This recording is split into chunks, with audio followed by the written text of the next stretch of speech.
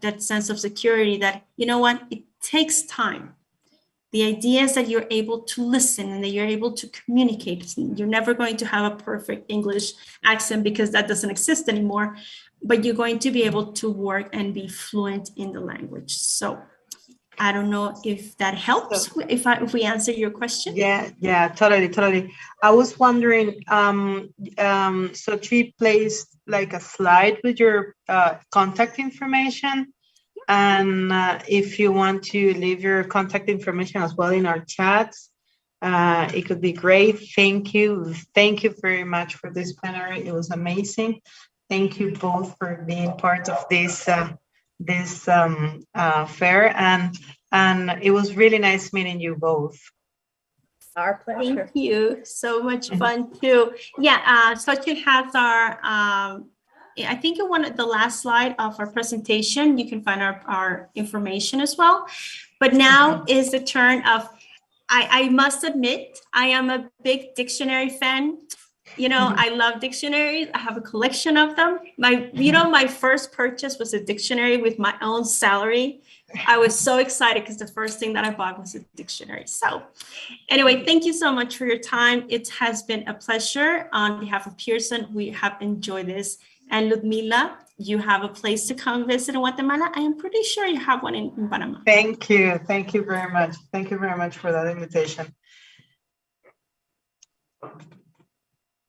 Okay, les cuento. Okay, very good. Thank you, Belkis.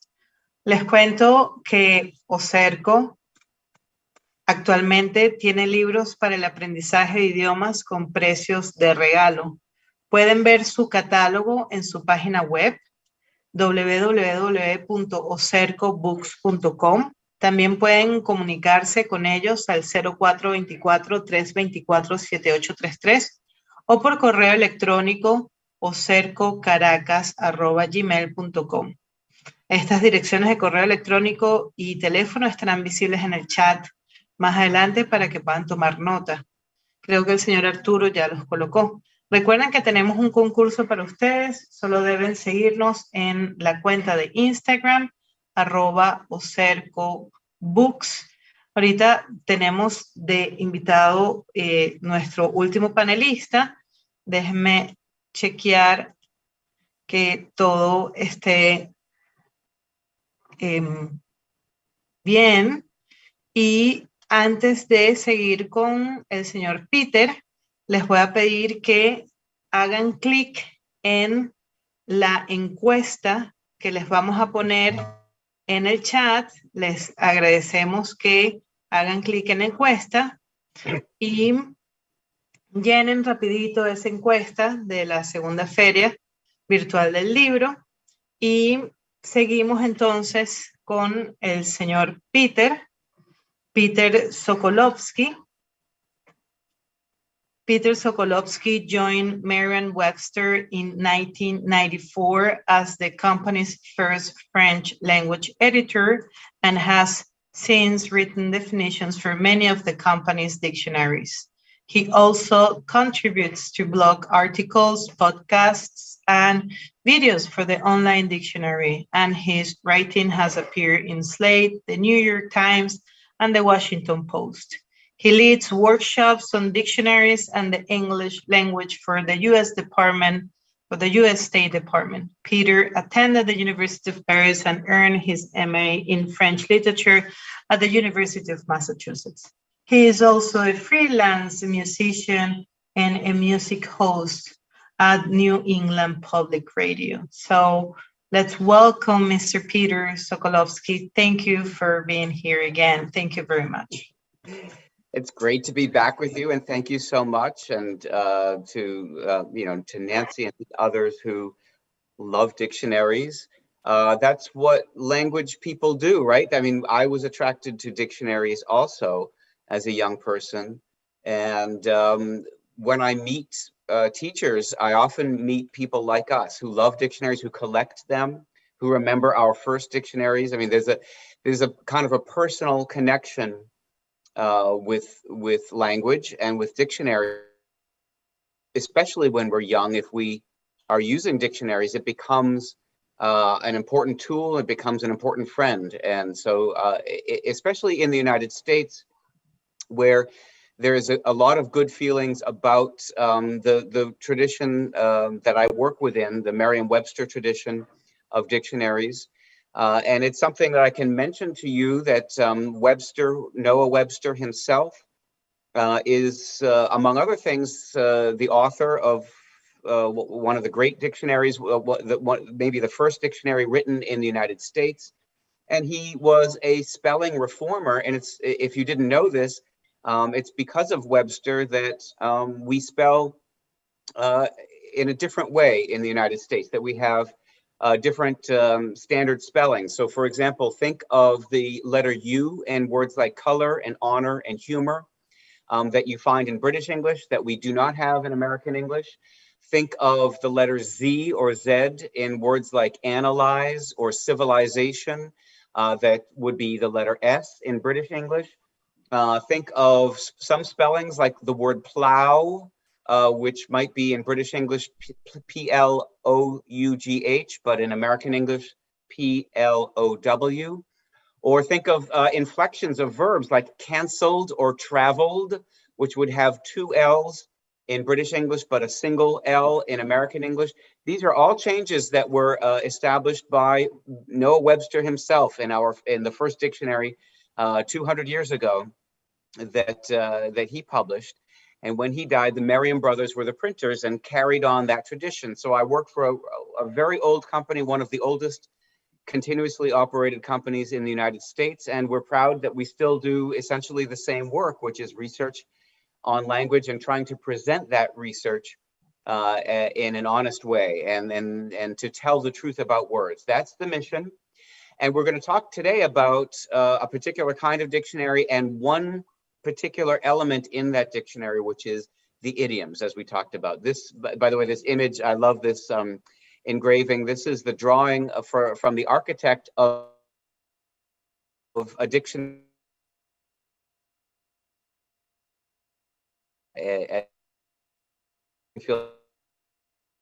Next slide.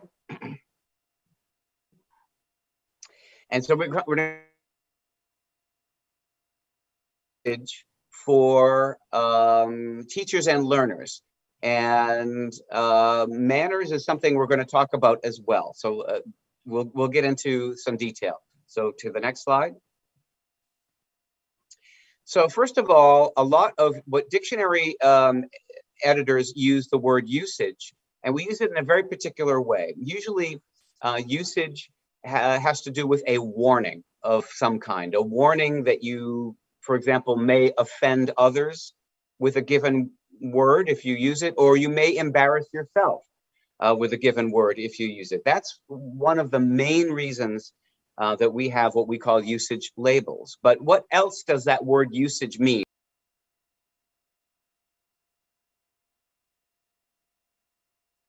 A lot of times in terms of data, we think of usage as an amount, right? An amount of data that maybe per month you can only use a certain amount of data. That's mostly in the past now. Usage, we use it as a kind of feed or fuel or measure. So on to the next slide. That is not the way we mean the term in lexicography for dictionaries. So on to the next slide. In linguistics and in corpus research, usually usage refers to frequency. How many times is a word used? How many times is it used in a given year? How many times is it used per million words of edited prose, for example? This is important. These are important facts. This is important research. This is part of how I do my job, which is frequency. It's one of the most important elements in dictionary research to see how commonly used a given word is in order to make its definition, in order to make a useful dictionary. But again, that's not exactly what we're talking about in dictionary labeling when we say usage label or usage note. So on to the next slide. So sometimes in n-grams, if you don't know Google Books, this is a way of measuring the language within books. If we do a search on the word internet, for example, we can see on the calendar that the word internet has no evidence before almost 1990. And then after that, you see the graph goes up. This is just a simple way to show one simple way that corpus linguistics works. You can find the history of the word in terms of when the word was first popularized in the English language. So on to the next slide.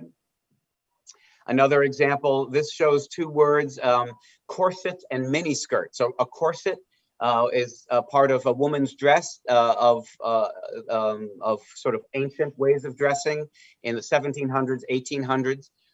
So you see that the word corset there peaks around 1912. And then the word miniskirt is obviously a different kind of dress, and that begins in the mid-1960s. Again, this is just to show you a simple way of using corpus linguistics through Google Books, which is a big corpus, to show a comparison of how words are used and when they are used. So on to the next slide.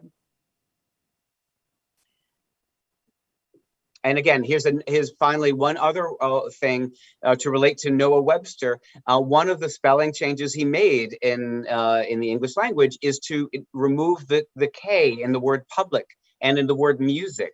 Webster hated silent letters. He hated double letters. That's why we only used one L in traveled and canceled. And that's why he dropped the K from the ends of words like public and music. And you can see that the modern spelling of public became more common right about when Webster was born, as it happens, and then especially into the 1800s when Webster was making his dictionaries. You see that was the overwhelming popular spelling. And so this is how standards are established, through usage, through common usage. Again, that's not what we mean with our usage labels. And there's Webster, just wanted to show a picture of him. And he's the one that we were talking about. So now on to the next slide. Well, when dictionary editors use the term usage, we're often making distinctions that are semantic distinctions. And this is really what dictionaries are for. This is what they do best. So on to the next slide. For example, we can show you a word like childish, which has a very particular usage and context. It means behavior like that of a child, or behaving like a child would behave, but it also has a kind of a negative connotation. It is used in an insulting way very frequently. On to the next slide. We also have this word childlike, which semantically is very similar. It means behaving in the manner of a child, right? Or behavior like that of a child. And yet childlike has an overwhelmingly positive connotation. It's used to compliment someone. And so we have these two words in English, childish and childlike, that overlap in basic semantics, but are always used in usage terms in different contexts. This is what a dictionary is helpful for. This is how a dictionary can guide you as a teacher, as a speaker, as a learner, as a student. So on to the next slide. Just more examples of similar words that have similar meanings. So for example, perspicacious and perspicuous, these are words that you may not encounter very often. Perspicacious is much more common, and it means able to perceive something. So able to understand very quickly, for example. Perspicuous means able to see through something. So like, for example, a piece of glass that, or a window that you can see through something. So they both contain the idea of vision and seeing through, but they have different uses in English. Sensual and sensuous, this is more interesting because these are words that are very close in meaning, but are almost always used in different ways. Sensual usually refers to something that is pleasurable or feels good to the body, but sensuous is often used in aesthetics. That is to say, to refer to a work of art, for example, a painting or a sculpture. So these are two different ways of using words that are very close, almost overlapping in meaning, but are almost always used in different contexts. That is what usage is. On to the next slide. And so, oh, I didn't fix the slide, but there it is. The way in which words and phrases are actually used in a language community. I transferred these slides from PowerPoint, so some of them got the the spacing mixed up. I will fix that next time. But the way in which words and phrases are actually used in a language community, the way they are actually used. And this is an important point because the dictionary is a measure of a living language. And so we have to acknowledge that language changes. And in fact, language changes all the time, whether we notice it or not. And a dictionary becomes a record of those changes. So on to the next slide. The customary use of language. That's another way of saying standard use of language. And we're going to get into standard and non-standard in a moment. But the customary use of language is what is recognized in the dictionary. Now, yes, there are non-standard uses. There are slang and offensive uses, colloquial uses as well. But those are labeled in the dictionary as such. So on to the next slide. Grammar is something else. The dictionary is a tool for teaching and learning vocabulary. Grammar has to do with something else. A lot of people confuse semantics and grammar, or syntax and grammar, but these are slightly different things. On to the next slide. Rules of grammar are understood by a native speaker by virtue of being a native speaker. They are mostly intuitive, as you probably know. They are the habits of language. I believe language is a habit. And so we learn context for words, but we also learn the order of words. We learn how to express number for nouns and for verbs. And we can express the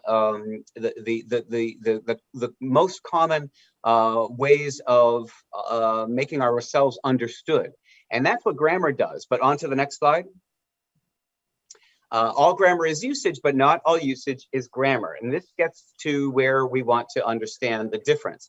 All grammar is usage. That means that grammar is a description of a language, but not all usage is grammar. What dictionaries call usage is often not about grammar, but about word choice. And that's a different thing. On to the next slide.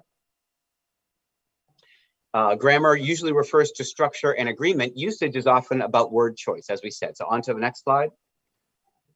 So usage for native speakers is often a question of disputed usage. And as you probably know, there are lots of words that are a little bit controversial in English because some people feel that they should only be used a certain way. So, I mean, we're not going to go through this as a quiz right now, but the difference between lay and lie, the difference between nauseating or nauseated and nauseous, the difference between comprised and composed, the differences between imply and infer. These are words that are overlapped, sometimes confused by people. These are the important usage points that a dictionary can provide guidance for. So on to the next slide. So here we got imply and infer, hanged and hung. These are words that overlap in meaning and are often used in each other's places, but if you look them up, you'll find that are commonly used more commonly in one particular way. So for an imply and infer, for example, his words blank a threat. His words, typically in standard English, we would say his words implied a threat. From your letter, I infer that you're sad. And so one imply means that you've understood from the outside, and the other means that you've understood from the inside, essentially. And these are words that are confused often, and they are similar in meaning, but not identical. This is what I call usage, when you have closely related words that are usually used in careful English in different ways. So on to the next slide. So sometimes usage is both grammar and word choice. So for example, I hope you can come to lunch with Corey and blank. Now, many speakers of English would use I in that sentence, but grammatically, I'm sure you all know, grammatically, me is correct. The object pronoun is correct. I hope you can come to lunch with Corey and me. An easy way to test this, of course, is to remove the compound object. So I hope you can come to lunch with me. You would never say, I would hope you can come to lunch with I, because I is the subject pronoun. However, with compound pronouns, for some reason, this does not happen in Spanish, I'm sure. It does not happen in French. But with compound object pronouns, it's very common to hear I used in the object position in English.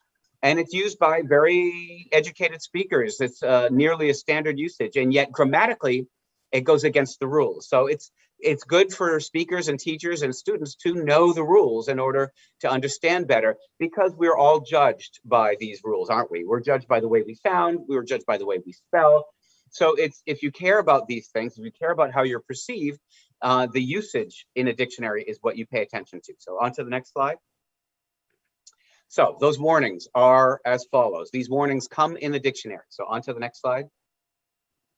So non-standard is that label. Non-standard is a great neutral way of explaining that a word is not used in formal settings. It's not used in academic settings. It's not used perhaps in polite settings. That this is a word that may cause offense to others, but it may cause embarrassment to you. This is the purpose of a usage label or usage note in a dictionary. So it simply means not conforming in pronunciation, grammatical construction, idiom, or word choice to the usage generally characteristic of educated native speakers of a language. Educated native speakers of a language form a loose but perceptible group of people that form standard language. There is such a thing as standard English. It is not a superior form of the language, but it is a privileged form of the language. And it's important that we understand that privilege. What does that privilege mean? It means that it is the language, the form of the language that is expected in professional settings. It is the form of the language expected in academic settings. It's the form of the language expected in a job interview or in a letter to a stranger, in a business letter. And of course, it's the standard. It's the form of the language that allows you to communicate more easily internationally, because it is accepted in different English-speaking parts of the world. That's what standard English means. Again, it does not mean it's a superior form of the language. You may have a dialect or an idiolect used within your family, within your neighborhood, within your peer group, within your church. And that is equally valid, but it's just simply not appropriate in some of those other settings. That's why we use this label non-standard in the dictionary. So on to the next slide. And that's why I call usage manners, because ultimately, if we're making a value judgment about what is standard and what is non-standard, that means we're talking about something that is extra linguistic. If you use non-standard English, you can still communicate completely clearly. So linguistically speaking, you have uttered a speech act, and it is understood. Now, if it's not perceived by a standard speaker to be polite or elegant or appropriate or the correct region or the correct register, that doesn't mean that it's not understood. But now we're talking about something that's extra linguistic. We're talking about culture.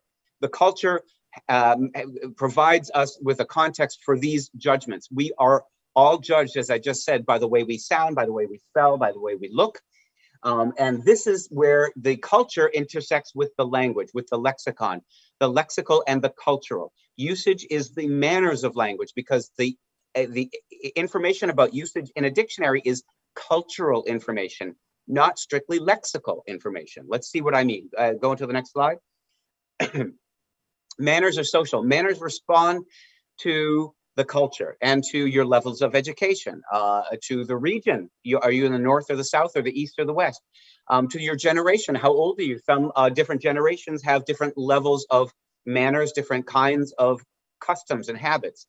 Prejudice, of course, prejudice is a big part of all cultures, and language is a vehicle for that prejudice in many cases. Prestige, of course, prestige has to do with education, with class. It can have to do with race. These are all elements upon which we judge others, or others judge us, aren't they? And finally, taste. Taste is something else again. We establish our taste through habits of language, through our reading, through our habits. Do you read the New York Times every day? Do you read comic books? You acquire a sort of comfort level, a comfort zone for your English. And you might understand in one circumstance that formal language is required and that is easy for you. In another circumstance, informal language is required. But taste is the balance. Taste is how you make those decisions, because you have that sense, that cultural sense of what language is appropriate. So on to the next slide. Yes, for example, so this happened on Twitter. It's a little conversation that happened on social media that I use as an example. Can you make this a bigger slide? And we can look at this. Someone said this has to do with transitivity of verbs. You can grow a tree or you can grow a tomato, but you can't grow a pie or you can't grow the economy. So this has to do with transitivity of verbs, right? So I responded on Twitter to this person. There's a good usage note at the entry for grow. Transitive use is established and grammatical, but one's taste can determine whether or not to use it. It also sounds, now this usage sounds jargony to me, to grow the economy. That sounds like jargon, political jargon, economic jargon, maybe journalistic jargon. That's me, that's just simply my experience. I'm not saying that it's correct or incorrect. I'm simply saying it sounds like the closed language of a specialized group, of which I am not a part. That's what jargon is. But taste and grammar are different things. In other words, my taste might mean that I choose not to use this construction, but I'm not saying that it's not grammatical. In other words, don't use grammar as a bat to hit someone with. Don't use grammar as a weapon against another person. For me, that's bad manners, but also frequently it's incorrect. On to the next slide. And this is what I mean by taste. Some people find that good taste has to do with clothing or hairstyle, and this is just a shorthand to show that taste is personal. Taste, again, it could be regional, could be generational, could be cultural, could reflect your level of education. Taste is cultural, it's not lexical. It has nothing to do with grammar or language, but it has to be reflected in the dictionary because grammar and language reflect the culture. On to the next slide. So this is a fun example. Match.com is a website where people in the United States look for a new boyfriend or a new girlfriend, look for a new romantic partner. And they had a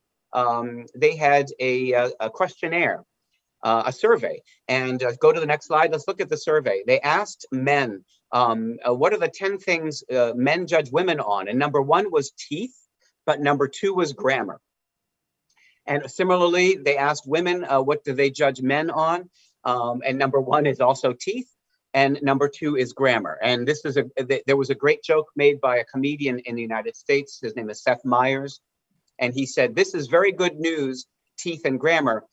This is very good news for those of us whom have both good teeth and good grammar, which is just a funny joke using whom. But what's interesting to me is that grammar here, what does it really mean? I mean, I think these are, of course, people who are not educators, they're not scholars. But yes, we are all, and people agree because we are often judged by the way we speak, by the way we conjugate, by the way we pronounce, and by the way we spell. And so I think in this case, grammar doesn't just mean grammar, but I think that also means largely language use, including spelling, including pronunciation, including accent. That's another element of usage, isn't it? So on to the next slide.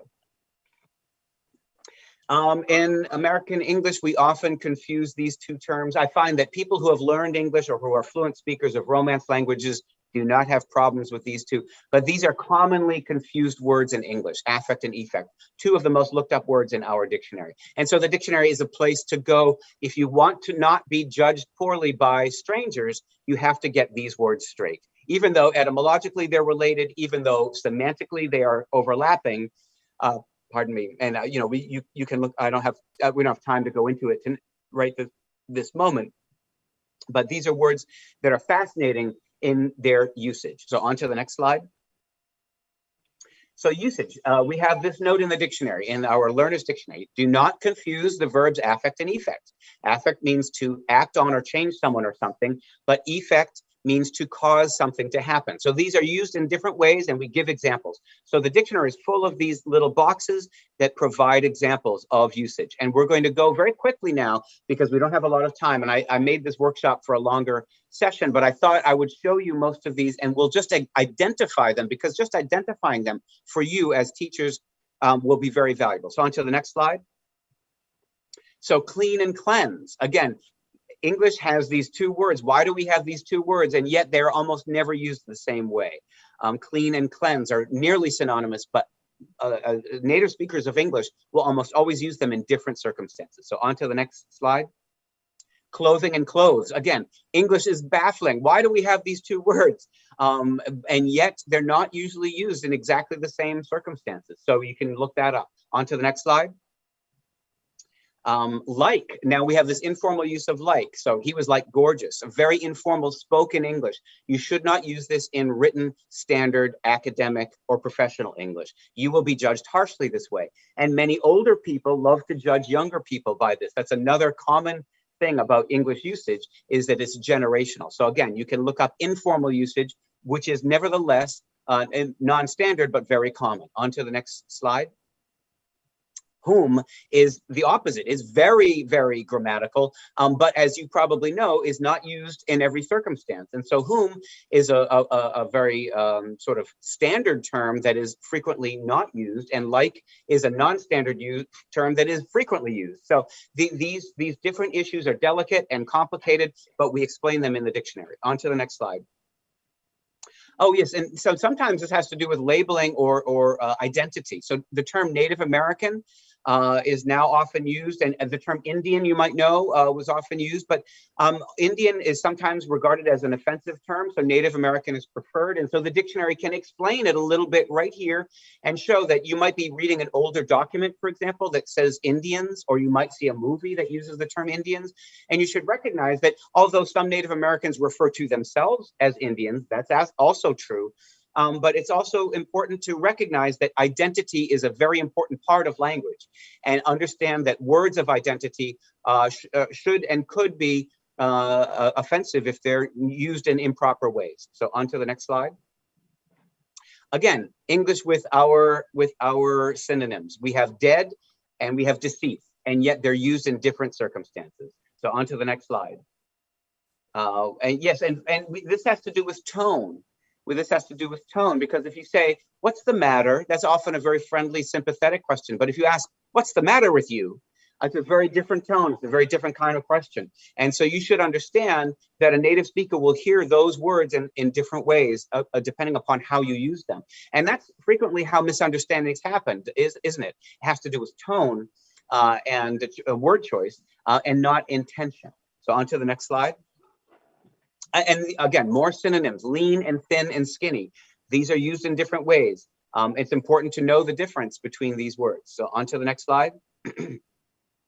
We're coming to the end of these. Bring and take is an interesting one. Bring usually means coming towards you, and take usually means bringing, carrying away from you. But as you see, they have this weird kind of overlap. And I know that in French, there's a similar overlap with certain words. It's just one of those things that is, they mean similar things, but are conventionally used in different ways. So on to the next slide. Oh, and so again, apple pie tasted so good. This is something, look in old dictionaries, you will find this meaning is usually not even in the dictionary, and yet it's completely common and totally standard now. Very out of date, so out of date. So on to the next slide. And then these other uses, very informal use, like nah, that's an informal use of English. Old dictionaries don't even enter this term, but it's quite common. On to the next slide. Rad, very informal. Rad meaning very good. That was rad. It was excellent. So you should know, if you hear that word, it's fine. It means something. It carries meaning, but it's always used in an informal context. On to the next slide. Kisser, and this is American slang. You may not know what this means. Kisser is slang for the face. So punched him right in the kisser meant punched in the face. And if you watch old movies, especially from the 1940s, for example, Humphrey Bogart movies, you'll hear this kind of language. And that's why we label it old-fashioned. So that can be helpful for you as a teacher and as an adult speaker. It's a particular kind of language, and it needs a particular kind of label in the dictionary. So on to the next slide. Jack, and again, this is can be very informal and almost offensive. You don't know Jack. It's a very strong thing to say. So on to the next slide. And now we're getting to my conclusions. We're almost out of time. So what we mean by usage in the dictionary is warning, but also information. Information about context, information about register, information about generation, region, culture, generation, education, class. There are so many things to be learned because the language is a vehicle for culture, but we can separate the culture from the language. I believe that there are two important facts in a dictionary definition, in a dictionary entry. The first fact is a linguistic fact. So you have the conventional spelling, the conventional phonetics, the conventional meanings are all displayed. Those are facts. We can prove those facts with evidence. And then there's the second kind of fact, which is the cultural fact. How is this word used? Where is it used? Is it chiefly British? Is it chiefly American? Is it old-fashioned? Is it obsolete? Is it archaic? Is it only used in poetry? Is it used for, will it cause offense? Will it cause embarrassment? So you have all of this kind of information that is extra lexical, that is extra linguistic, but it is cultural. And this is where it intersects with the dictionary. The dictionary has a label. It has a note, a paragraph, a warning for you, the user. On to the next slide. So we can't, as teachers or speakers of this language, we can't hide our heads in the sand like an ostrich. We can't ignore these elements of language. We can't ignore non-standard English just because we don't like it. We have to acknowledge that language is living, that language is flexible, and that language, the judgments that we impose upon others sometimes reflect upon ourselves. And so we have to be aware of those things, and that we shouldn't judge without thought and without care. And we should be very careful when we're judging the language use of other people. So on to the next slide. Our editor at Merriam-Webster in the 1950s and 60s, Philip Gove, he used to say this: tell the truth about words. That's why we give this information in the dictionary. We're telling the truth, not just about the etymology, not just about the phonetics, but about the cultural application of vocabulary. Will this word cause offense to others? Will this word cause embarrassment to me? Those are important reasons to use a dictionary. On to the next slide. And my favorite philosopher, Montaigne, the French philosopher from the 1500s, I love this sentence from Montaigne: they who would fight custom with grammar are fools. Custom and habit are what determine language use and standardization, not grammar. Grammar can be inflexible. Language is infinitely flexible. So keep that in mind when you encounter novel or new or non-standard use of language. So on to the next slide. And I think we are done. Yes, now time for questions and dinner. It's almost dinner time. Yes, thank you very much. That was amazing. Thank you for the truth. That was very illustrative. Well, I don't know if we have any questions right now. I think we don't, but still, we really appreciate you and your presentation, and thank you again for being part of this event. Thank you. It's lovely to see you all. Thank you. Thank you. Les recordamos entonces que pueden visitar Oserco en su nueva dirección en el Centro Plaza, Torre C, piso 14, oficinas A, B, Los Palos Grandes, en la ciudad de Caracas. Y así damos por terminadas las ponencias correspondientes al día de hoy y a nuestra segunda Feria Virtual del Libro, Evolución Educativa en la Enseñanza de Idiomas. Muchas gracias a todos los que nos acompañaron durante estos 3 días y a cada uno de nuestros invitados. Gracias infinitas. Nos vemos el año que viene. Chao.